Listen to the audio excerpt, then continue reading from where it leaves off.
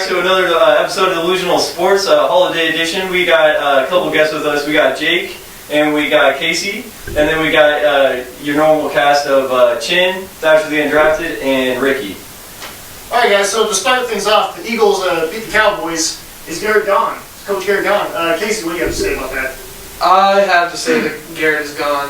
I went through and looked in his tenure, and he has several seasons that are mediocre to below average. 2011, 12, and 13, they were all 8-8 years. In 2015, he had a 4-12 year, and then in 2012, they had a 9-7 year. They currently sit at 7-8. I think he's done. There's no chance you keep him. All right, Bobby, what do you say? I honestly have no comment on it. Okay. I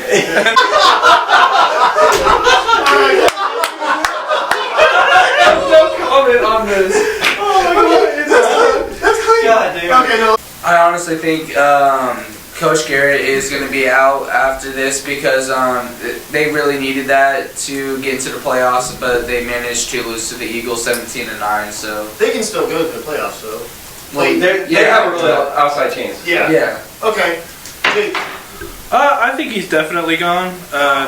Mediocrity is literally the word that defines his coaching tenure, and I believe that with Jerry Jones as an owner, that's the only reason he's staying, because Jerry Jones likes him, and his best friends with Tony Romo, that kept him for a lot of his tenure, which is a really weird thing for your coach and your quarterback to be best friends and hanging out outside of work. Right. But he's just not a good coach. They could do better. The only reason anyone even cares about the story and it's hung on so long is because it's the Cowboys and they're America's team. So there's no point. They're not going to win with him. They just need to move on. All right, 3 votes say he's gone. Chin. Alright, we need to pause the gonness. They still have a chance to make the playoffs. They got an outside shot. So let's look at the games next week. So the Eagles play the Giants, and if the Eagles lose and the Cowboys win, they're in. So the Giants are actually 2-3 in the division, and the Cowboys play at the Redskins. The Redskins are 0-5 in the division. So I'm going to go ahead and just give the Cowboys the win. Okay. It's at the Cowboys. Yeah. So I'm saying that the Giants. There's a good possibility that they upset the Eagles. I mean, the Eagles haven't been playing great all year, honestly. Right. And then the Eagles won in overtime against the Giants 23-17. So it was a good game and close the last time they met anyway. So I could see the Giants winning. The Giants winning and the Cowboys winning.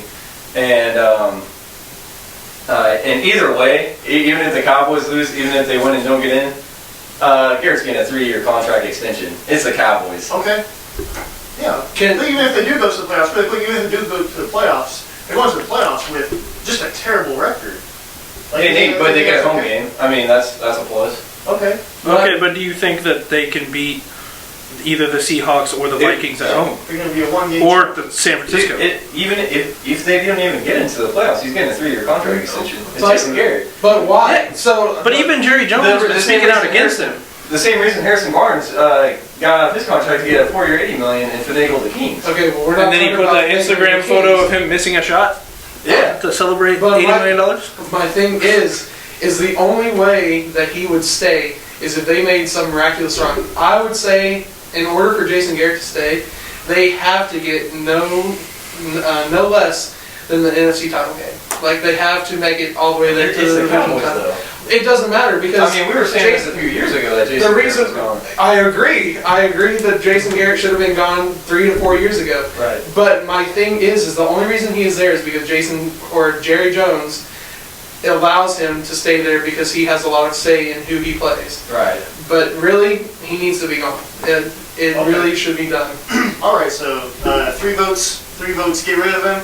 Chin says that he's getting a 3-year contract. That's how it goes. All right, so now let's move on to the AFC playoff seeding. Who's going to be where at the end of the week. Let's see here. Jake? I got the Ravens as the 1 seed because obviously they can't be any less than that. I got the Patriots staying at the 2 seed. They play the Dolphins this week, so that's pretty much a guaranteed win. I got the Chiefs as the 3 seed, the Texans as the 4 seed, Bills as the 5, and Titans as the 6. I mean, that's a rough playoff scene. You know, none of those teams really want to run into any of each other except for maybe the Patriots and the Bills. Patriots got their number, but I mean, that's a tough bracket. Yeah, definitely. Ricky. For me, I'm definitely going to have to agree with the current standings for the AFC playoff seeding.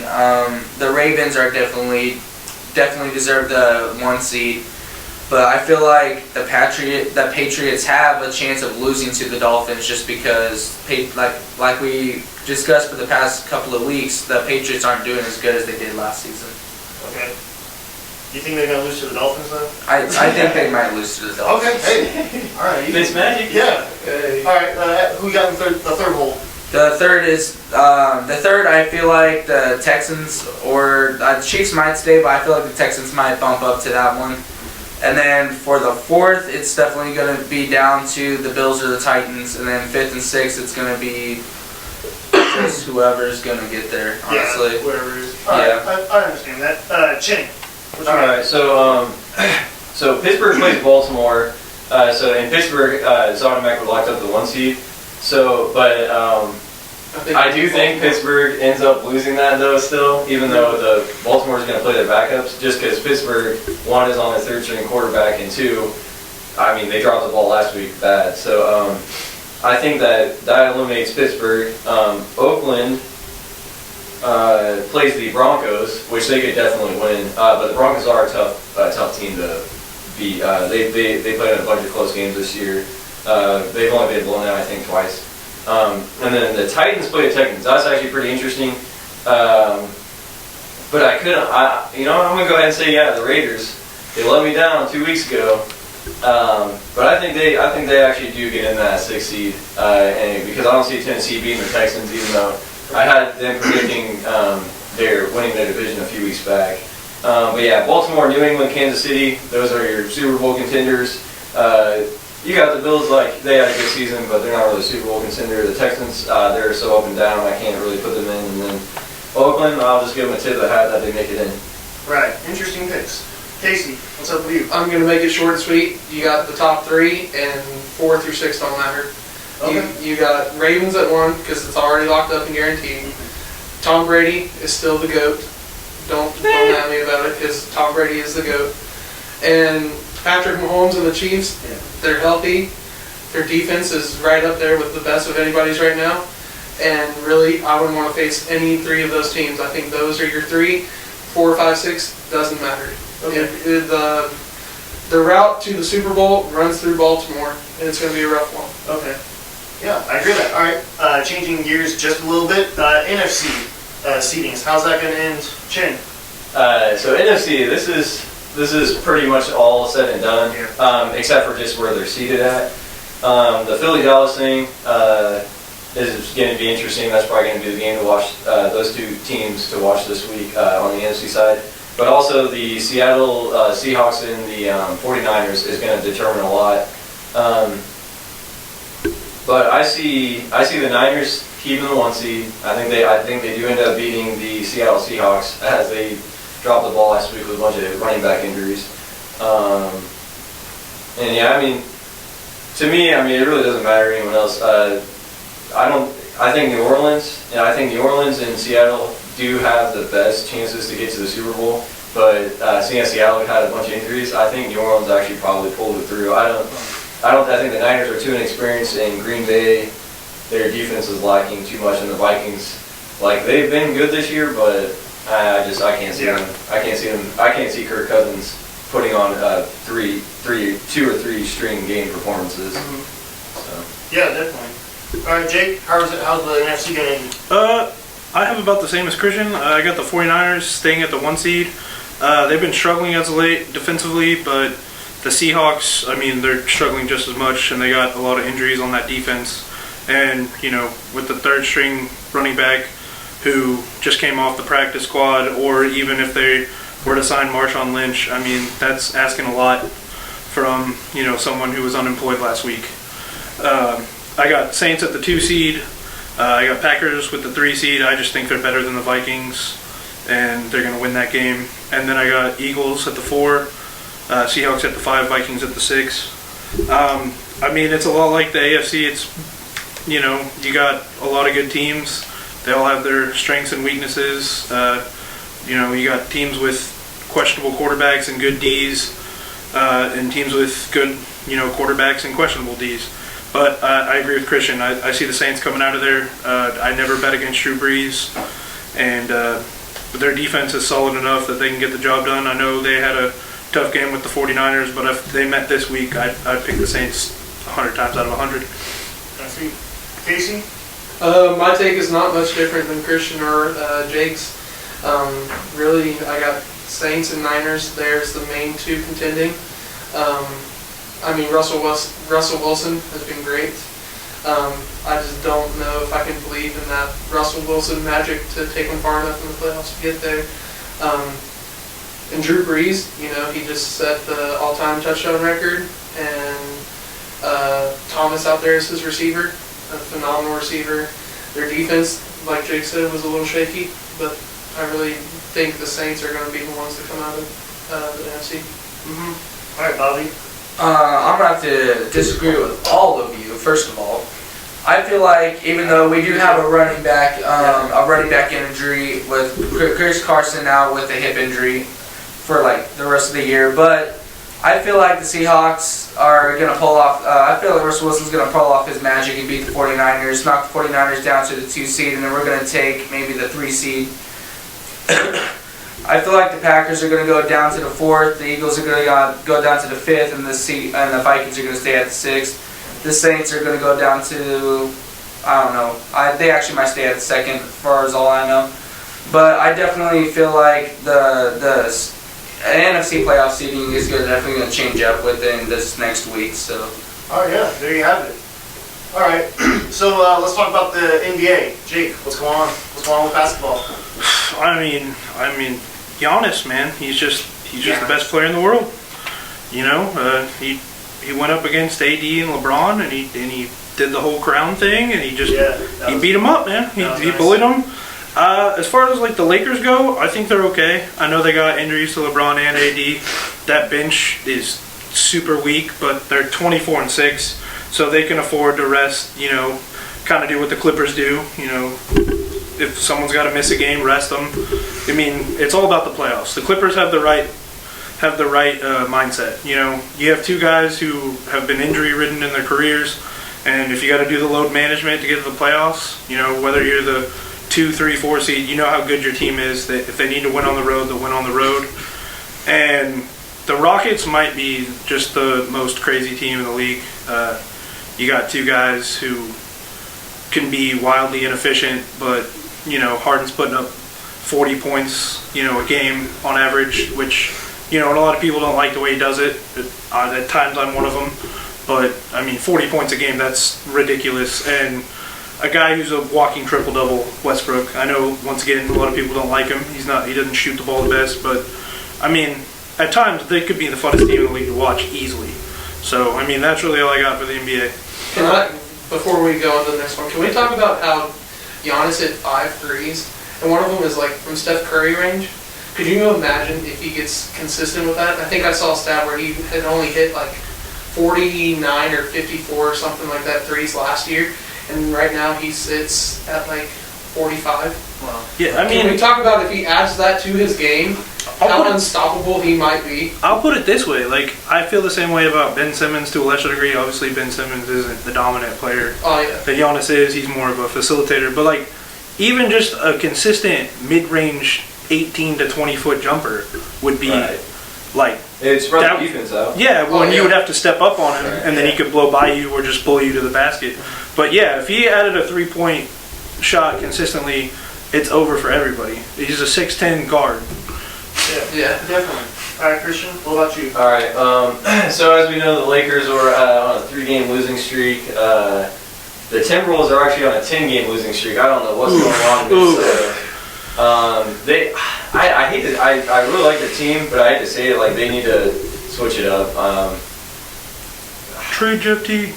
No, I mean, even if they trade Wiggins to maybe a contender or like... Dude, Jeff T takes like the 3rd most shots on the team, and he's like the worst of those 3. Yeah, but I'm just saying if Wiggins was in a better situation, Yeah, they just like shouldn't have somewhere signed him to like such a big contract. It's hard to get off. Right. Because the only players that they could trade him for would be someone like Chris Paul, and Chris Paul's not helping. Right. That's a Jimmy Butler 2.0. But anyway, like I think that they should just kind of blow it up, which I hate to say. I agree. I hate to say it because I do like their team, but I mean I don't know why the pot's not brewing the right way there. Do you think maybe they could trade like a combination of Covington, a couple other players to get, because you know how Cat likes D'Lo or Booker. Yeah. Like if they could send 4 or Dude, 5 no young way. players. No, I don't get Booker. I don't think anybody's going.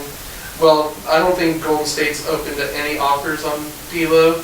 I mean, granted, they really don't need him. I mean, I guess they kind of do right now with everybody out except for him. But I don't think that they're willing to even contemplate the trade of. Let's see who we can get for D'Angelo Russell. We just signed him to a giant contract over the summer. I think they should. Right, at but least they put him on the did market. it so they would get something back for Kevin Durant. I mean, I get that side. Yeah. I would listen. So I mean, I think once Clay and Steph get hurt, like you said, they're hurt right now. But when they come back, I think they will be looking for a trade partner for D'Lo. I would at least put something like feelers out. Like I'm not saying you need to trade him Right. because obviously you don't know what the team looks like until they're back. But Russell is your best piece to like put on the table right now, and just see what you might get back for him. Right. And also another team that lost a whole bunch straight is the Hawks. People say Trae Young's the truth. Trae Young's this, which yeah, he's obviously overrated. I don't care how many points he scores. He doesn't win. So what I say about that is he's a pretty good player, but he's definitely going to need another star with him to even get into the playoffs at this point. And then breaking news, actually, Jordan Clarkson got traded to Utah for Exum, and then for Exum, Dante Exum. I think that's a great trade for Utah. A really good player off the bench would be Clarkson, and he can give you 30 a night. I mean, he won't do it every night, but yeah, Utah's definitely telling everyone that they can compete, and this is a big power move by them. Exum, I just don't think really fit with the Jazz. I don't think he's that aggressive, and they just kind of gave him to Cleveland. But yeah, I think that was a great pickup for Utah. You said that they gave away Exum and two second round picks. 2 second round picks. I think they overpaid for Jordan Clarkson. You're looking at a guy who is, I would say, more on the back half of his career. What? I don't like 25. Is he? Yeah. Well, I thought he was looking a lot older. He came in the league at 19. I just felt like he was a guy who had been there for a while because he spent time out in LA and then he was out there in Cleveland. So I thought he was on the back half of his. This is the thing though. I mean, I don't know if they did overpay though, because they sent Cleveland a guy who's maybe played like 12 games in his NBA career. Like Dante Exum, I think Dante Exum, if he was healthy, is the perfect point guard the Cavs need, because You don't like Colin Sexton? Colin Sexton and Garland don't pass the ball. That's the thing. Like, I get that, Colin Sexton can score. I don't have a problem with that, but Garland puts up like 8 points a game, and I saw a stat earlier this week that says that both Tristan Thompson and Kevin Love each average more assists than both Colin Sexton and Garland. That's a problem. And when you have two scoring point guards who aren't scoring efficiently, I think a healthy Exum might be what they need, because like Christian said, he's not, aggressive. He's looking to pass and stuff like that, but that's the problem. He hasn't been healthy his whole career. He's like 24. I'm not saying he can't come out of it, but I mean, I've played about as many games in the NBA as Dante Exum. I don't know about those 2 second round picks. I could see Dante Exum in one, but I mean, do you think those second round picks are going to accumulate to something? I don't know. Look at how well some teams draft. Right. I mean, but do the Cavs draft well besides LeBron? Not necessarily. I mean, well, LeBron and Kyrie, and then they Anthony Bennett. No, Anthony Bennett is the exception to that. I didn't agree with that pick. Cavs legend Andrew Wiggins. Yeah, the one that should have been. But I really think that they can build around Colin Sexton, and I think with Dante Exum, you have a really good two-guard combination there, and I would recommend playing both of them together. That way you have a designated scorer and somebody who's more than willing to pass. But we'll have to see what they get out of those 2 second-round picks to really determine. I agree. I really question, like, did you give up too much for it? I'm just saying right now, Utah's in a position to win. They're not looking to draft players. Oh, no, yeah, I agree, because they are definitely making power moves to put themselves in contention now, and while than Mitchell's. I also agree with you, like, if those picks hit and Exum is anything like he was projected to be, that's a win for the Cavs. I just need to see it. Like, I would love to be proven wrong, but from what I've seen from Exum, like, I was one of his biggest supporters coming out of the draft. I was like, this dude's like 6'5", and he's like, I thought he was Ben Simmons before Ben Simmons, and he just can't stay healthy. That's my only issue with it. Yeah, but as we know, it's really early in the year, so a lot of things can happen in the NBA season, and we're just getting started. Right. Yeah, Casey, you want to talk about something? Yeah, I wanted to talk about the Raptors and the Mavs. What a crazy turnaround that was. The 30-point lead demolished. And really, I wanted to focus more on the 76ers. What do you want to talk about? I want to talk about them as a whole. I'm kind of what I would consider like a quiet Sixers fan. Like I was a fan of them before. So no teams? No. Pick a team, bro. Pick a team. So I don't have a favorite team. I have favorite players, but I really enjoy the Sixers, and I liked them before they got Embiid. I liked them before they got Simmons. But I'm questioning if they're missing a piece. Why though? Why though? Something about them with. Are they missing a piece or are they too young? Well, that was my other side of the I think question. they just paid too much. Which one do you want me to answer? Do you want me to answer missing a piece, too young, or why do I like the Sixers? Because why I like the Sixers is I liked them when they had Allen Iverson, and then they got Andre Iguodala, and I was a big fan of them in those eras, and then they traded them away, and I was like, okay, and then I started to really fall in love with basketball again, so I started to kind of cheer for them again. But the reason why I ask if they're missing a piece is they went 1-3 last week. They lost to the Nets 109-89. They lost to the Heat 108-104. They beat the Wizards 125-108, and they lost to the Mavs 117-98. So if you have Ben Simmons and Joel Embiid, who are possibly 2 of the most dominant people at their positions, but they're both known to be injured too. Yeah, they're also known to be injured. But I wonder, what is the missing link there? Is it somebody, like, do they need more shooting? Because when they had J.J. Redick and they had Jimmy Butler, we saw a lot more of these close games go their way. They definitely need more shooting because Simmons is at his best. Like, honestly, I love Embiid. You know, I'm a KU guy. But they're at their best when Embiid sits and they just put shooters around Simmons, and Simmons has space to facilitate. And if you don't guard him, he can go to the hole.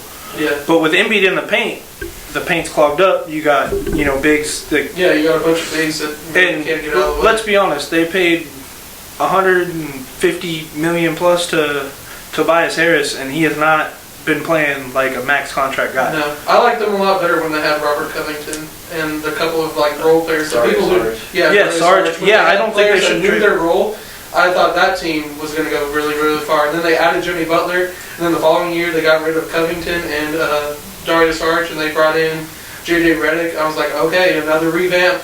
Like, we can make a deep run. And then both years have been unsuccessful. Well, granted, one of them was to Kawhi's miraculous shot, but yeah. If I'm the 76ers, I think I'd try to get Redick back immediately. Like, I know you just let him go, but let's be honest, that Pelicans team signed a bunch of, older players to help with the young guys, and it's just not working. Mm-hmm. And they want to, you might as well keep rebuilding.